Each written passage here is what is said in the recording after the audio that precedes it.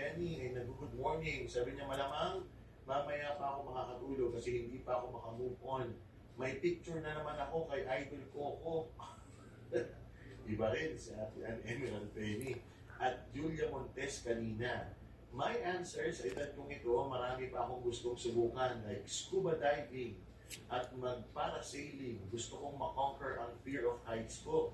Scuba diving, medyo malabo kasi hindi ako gaano marunong lumangoy. Pero gusto ko pang makalangoy sa open sea. Mag-aaral na lang ako ng proper swimming lesson. Thanks po sa Ate Ann Emerald Penny. Uy, Ate Ann. Posible pa yan. Alam mo kung saan mo pwedeng gawin yung mga gusto mo ma-achieve. Pumunta ka sa Boracay, ang dami mga package doon. Yung scuba diving, tsaka yung parasailing. Medyo maliit ka pa naman, Ate Ann.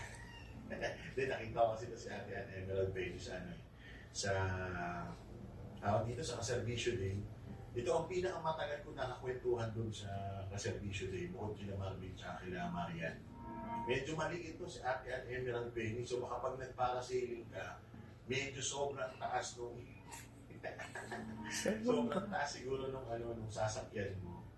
Joke lang. Pero i-try mo yan. Yan nga, sabi ko sa Boracay, pwede mo siyang magawa doon natin. Balitaan mo kami kapag nakapag-scuba diving ka. Si Blasilda Manaag Soya, sabi niya, sana bago